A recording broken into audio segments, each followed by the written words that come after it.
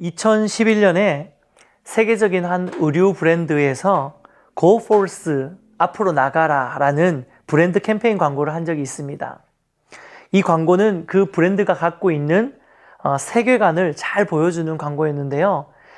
당시에 그 세계관에 동의하는 많은 사람들에게 많은 호응을 얻고 또 깊은 영감을 주었던 광고 중에 하나입니다. 그 광고를 잠깐 보고 말씀을 나눌까 합니다.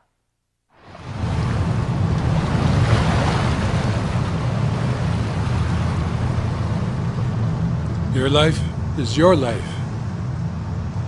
Don't let it be clubbed into dank submission. Be on the watch. There are ways out. There is light somewhere. It may not be much light, but it beats the darkness. Be on the watch.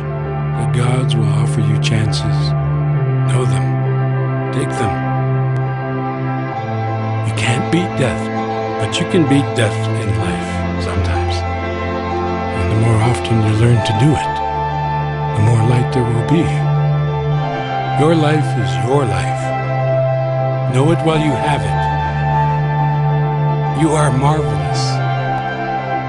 The gods wait to delight in you.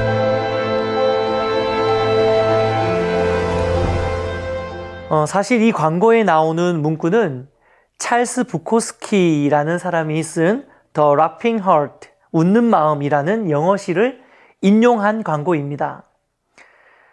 제가 한번 이 시를 다시 한번 읽어드릴게요.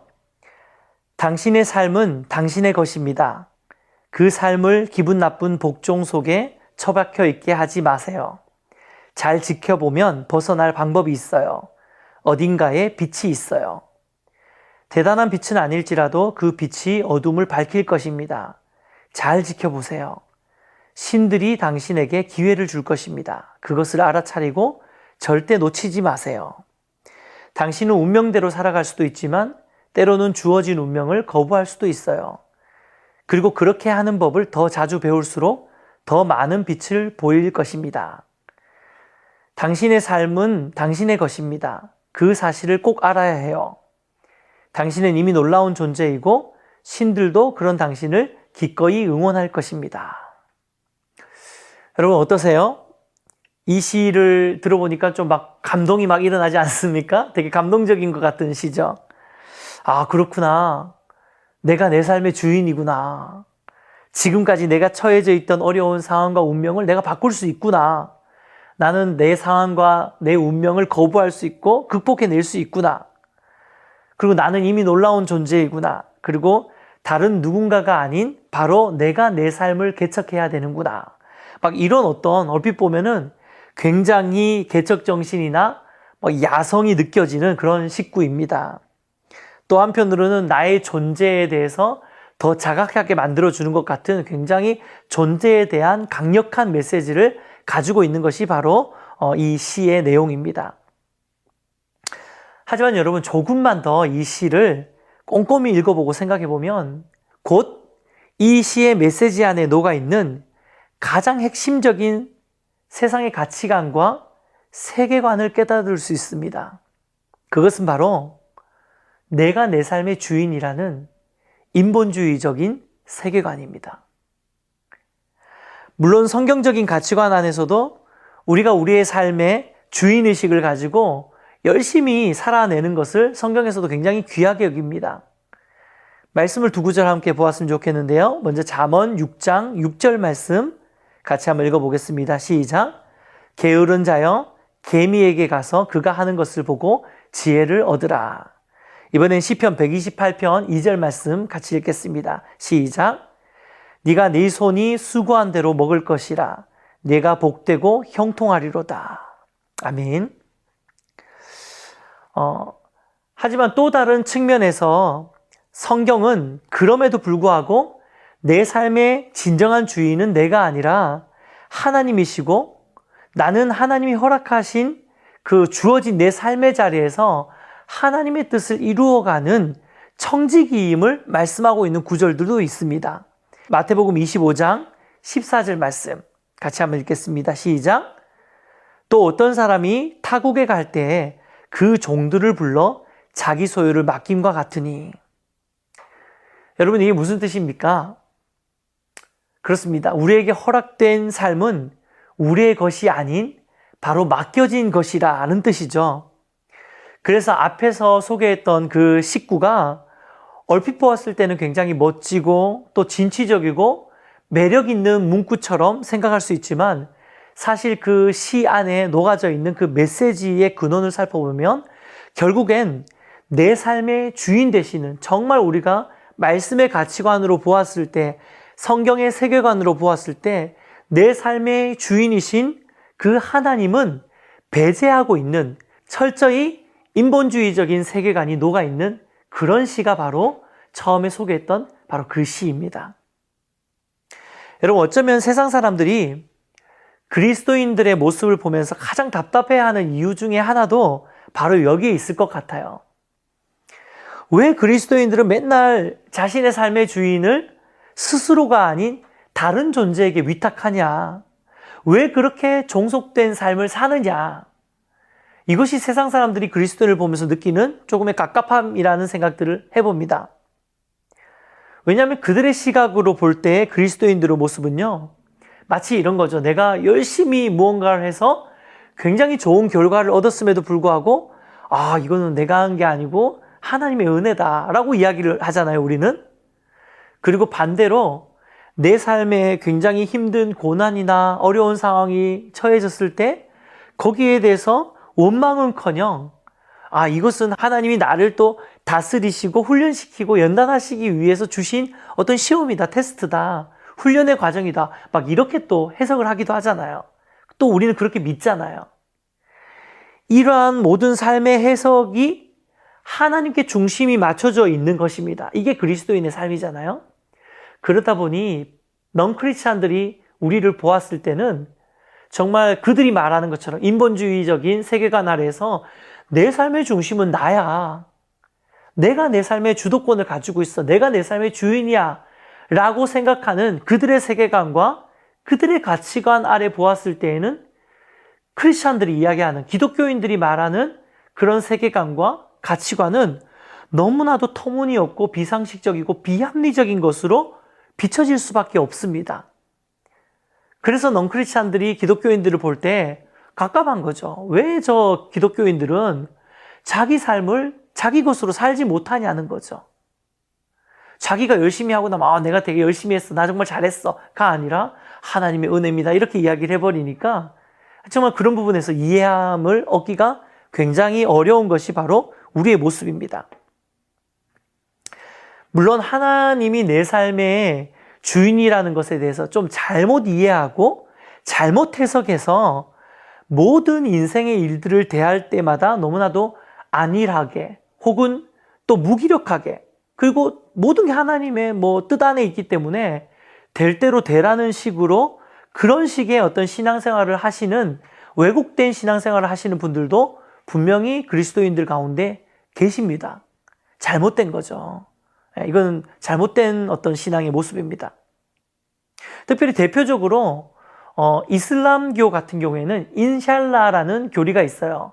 인샬라가 무슨 뜻이냐면 신의 뜻대로, 알라의 뜻대로, 이런 마음인데, 이것이 바로 어떤 그 이슬람의 세계관 아래, 이슬람의 어떤 그 가치관 아래에서 인샬라, 모든 것이 하나님의 뜻이다.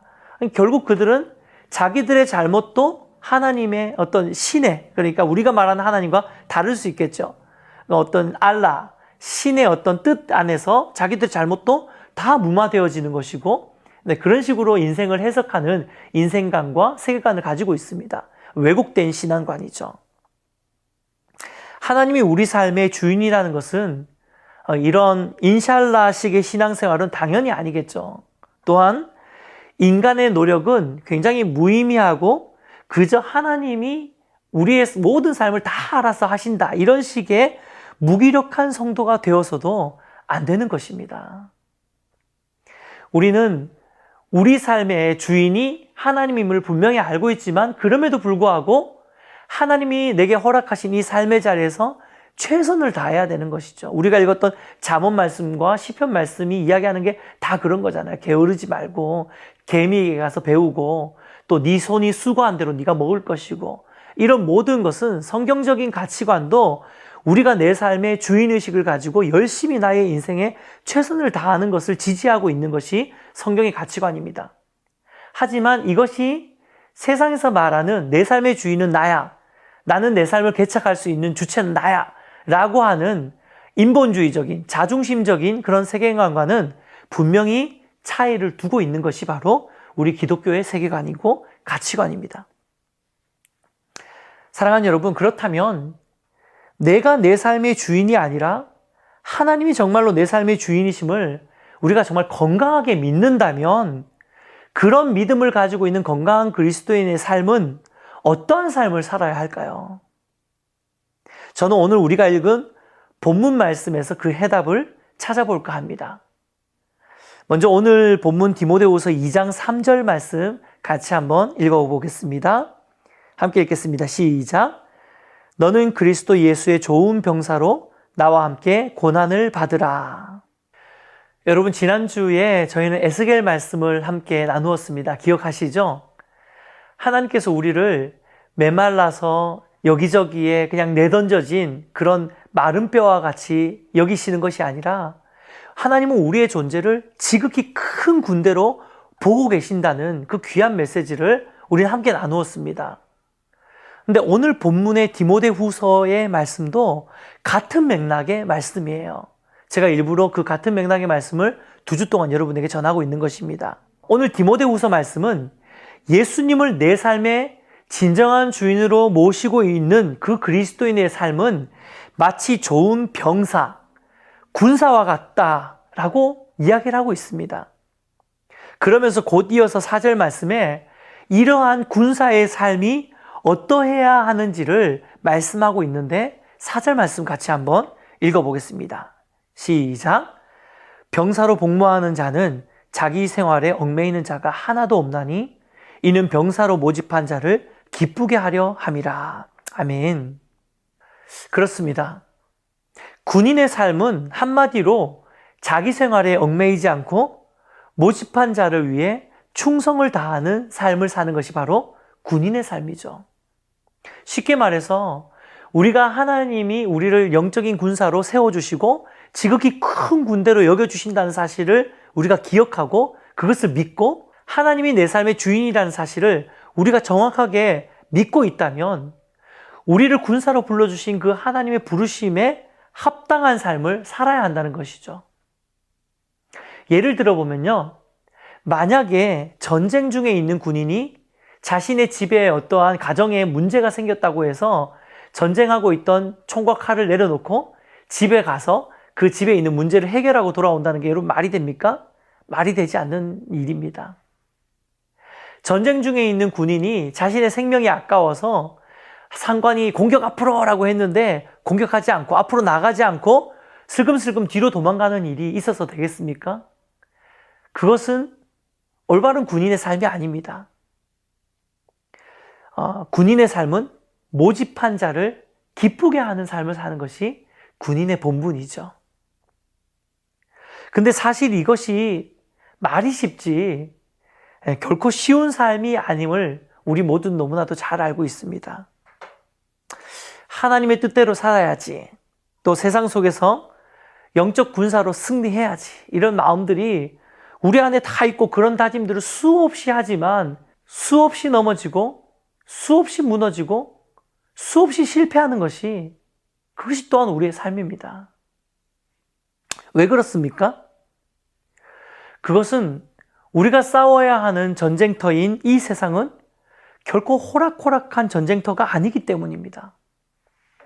앞에서 예를 들어 드렸지만 세상은 지금 교회보다 훨씬 더 감각적이고 감동적이고 그럴듯한 문화와 가치관, 세계관으로 끊임없이 우리에게 영향을 미치고 있습니다.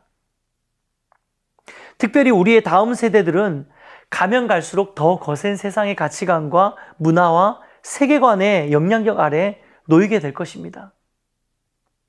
비록 우리가 최선을 다해서 하나님의 말씀을 붙들고 성경적인 가치관, 성경적인 세계관을 가지고 이 땅을 살아가려고 아무리 몸부림친다 하더라도 아침에 눈을 떠서 밤에 자기까지 하루 온종일 매일매일 반복되는 삶의 자리, 일상의 매 순간순간을 통해서 우리는 세상의 가치관과 문화 속에서 결코 벗어나서 살 수 없는 그런 상황 가운데 우린 처해져 있다는 거죠.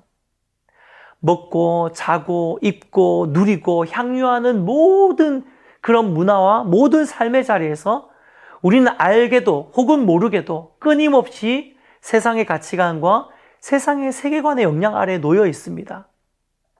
그래서 우리가 이것을 정확하게 분별하지 않고 우리가 살아간다면 어느 순간 나도 모르게 그 세상의 가치관에 휩쓸릴 수밖에 없는 것이죠. 여러분, 처음에 제가 소개해드렸던 그 영상, 광고 영상에 나오는 그 19절을 들으면서 얼핏 처음에 들었을 때는 굉장히 매력적으로 느껴질 수 있어요. 왠 줄 아십니까? 우리가 알게 모르게 이미 세상의 가치관에 많이 녹아져 있거든요. 세상의 세계관이 나를 굉장히 많이 지배하고 있는 가운데 있거든요. 사랑하는 여러분, 그러면 이제 우리가 이 세상이라는 그 전쟁터에 영적 군사로 우리가 보내졌다면 과연 어떻게 해야지 진짜 영적 군사다운 삶을 살 수 있을까요? 어떻게 해야지 이 치열한 세상의 가치관과 세계관과의 싸움에서 승리할 수 있을까요? 그것을 잘 분별할 수 있을까요? 그 답은 아주 선명합니다. 따라해 보겠습니다. 훈련을 받자. 한 번 더, 훈련을 받자. 맞습니다. 여러분, 세상 속에서 진짜 하나님의 영적 군사로 살아가길 원한다면 우리는 먼저 훈련을 받아야 됩니다. 본문 3절 말씀을 다시 한번 읽어보겠습니다. 3절입니다. 시작. 너는 그리스도 예수의 좋은 병사로 나와 함께 고난을 받으라. 여러분, 여기서 고난을 받으라라는 의미는 나와 함께 복음을 전하자 이런 표면적인 의미가 있지만 그 이면에는 군사라는 측면에서 볼 때에 결국 좋은 군사가 되기 위해서 고난을 받아라 라고 하는 것은 훈련을 받아라 라는 의미로 충분히 해석할 수 있습니다.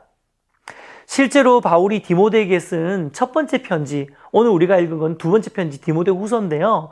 첫 번째 편지인 디모데 전서에서 사도 바울은 디모데에게 예수의 좋은 병사를 예수의 좋은 일꾼으로 표현하는 부분이 있습니다. 같은 맥락이잖아요.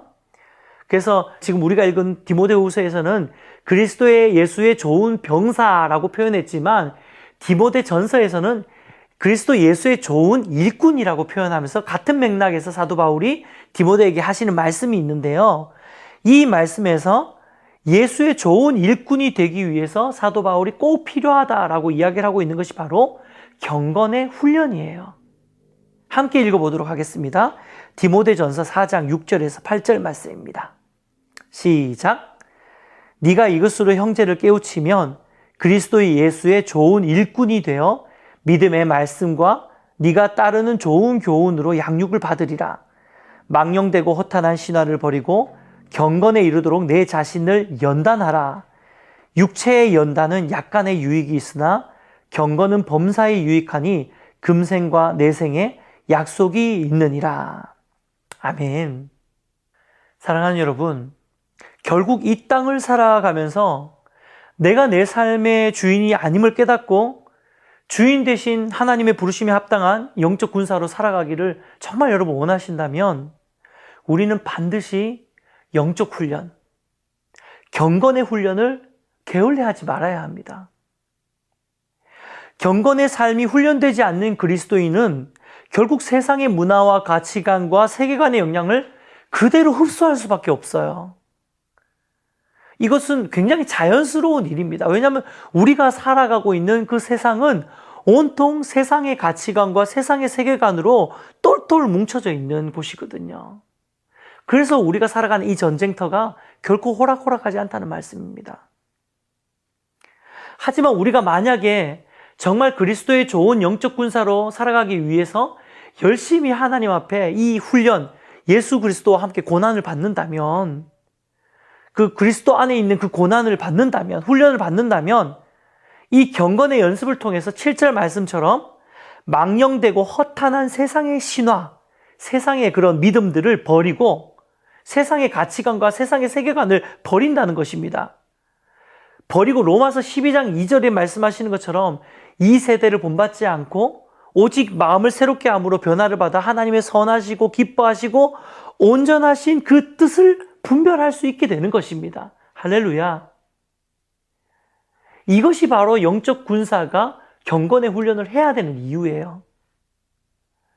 우리가 영적 훈련을 할 때에, 경건의 훈련을 할 때에 그 경건의 훈련을 통해서 우리가 세상을 더 잘 분별할 수 있고 하나님의 뜻을 더 잘 붙들 수 있는 거예요. 그래서 이 경건의 훈련을 통해서 하나님의 뜻을 분별하는 자만이, 그 영적인 군사만이 세상을 분별하고 세상의 가치관과 세상의 세계관에서 나 자신을 하나님의 뜻에 맞출 수 있는 능력을 갖게 되는 것입니다.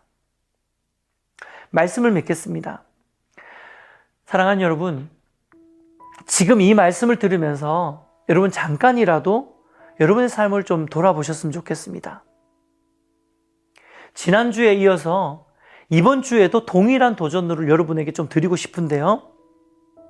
여러분은 이 세상 속에서 메마른 뼈다귀 같은 존재가 아니라 하나님의 영적 군사, 지극히 큰 군대의 삶을 여러분 살고 계십니까?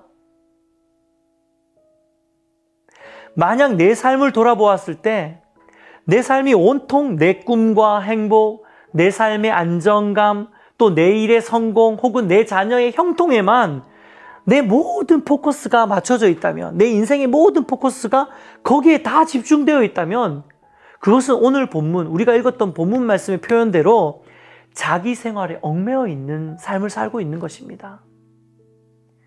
여러분의 삶의 중심이, 진짜 여러분의 삶의 주인이 하나님이 아닌 나에게로 향해져 있다는 거죠. 여러분, 축복해 드리는 것은 우리 삶의 중심이, 또 우리의 삶의 주인이 정말로 하나님께로 이동되어지는 은혜의 역사가 저와 여러분의 삶 가운데 회복되시기를 축복해 드립니다. 그리고 그 중심의 이동, 그 주인의 이동이 결코 쉬운 일이 아니라는 것을 우리가 함께 살폈잖아요. 그래서 이것을 위해서 우리가 매일의 삶을 통해서 경건의 연습, 연단, 훈련을 통해 이 중심이 이동하고 주인이 변화되어지는 것이 바로 이 영적 훈련을 통해 일어난다는 것을 우리는 반드시 붙들고 기억해야 될 줄 믿습니다.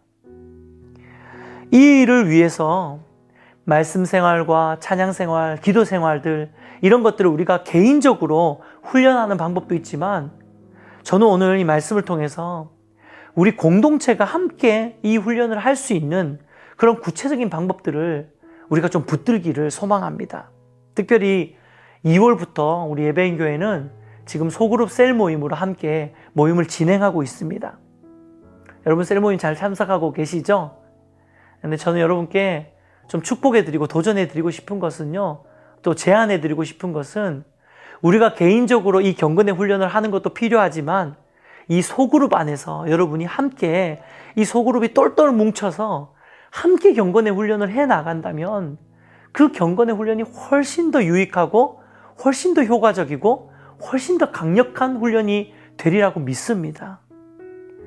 셀 모임을 통해서 함께 경건 생활을 서로 점검해주고 또 함께 예배드리고 그리고 함께 중보의 제목들을 나누면서 기도하고 그러면서 우리가 경건의 훈련을 행하는 것입니다. 함께 하는 것입니다. 사랑하는 여러분, 군인은 혼자 있을 때가 아니라 군대로 모일 때에 힘이 생기는 것입니다. 군인은 혼자서 싸울 수 있는 것이 아니라 함께 모였을 때에 그 전쟁에서 승리할 수 있는 것입니다. 여러분, 특별히 지금은 혼자 싸울 수 있는 시대가 아닙니다. 우리는 한 몸으로 함께 뭉쳐져야 됩니다. 그래서 기도하고 소망하는 것은 우리 예배인 교회 모든 성도님들이 좋은 영적인 군사로 회복되시고 또 우리 예배인 교회 공동체가 좋은 영적인 군대 공동체가 되기를 정말 기도하고 소망합니다. 그래서 하나님께서 우리를 훈련시켜 주셔서 우리가 정말 잘 훈련받고 잘 연단되어져서 이 시대를 능히 이겨내고 승리하는 저와 여러분이 되시기를 주님의 이름으로 축복해 드립니다.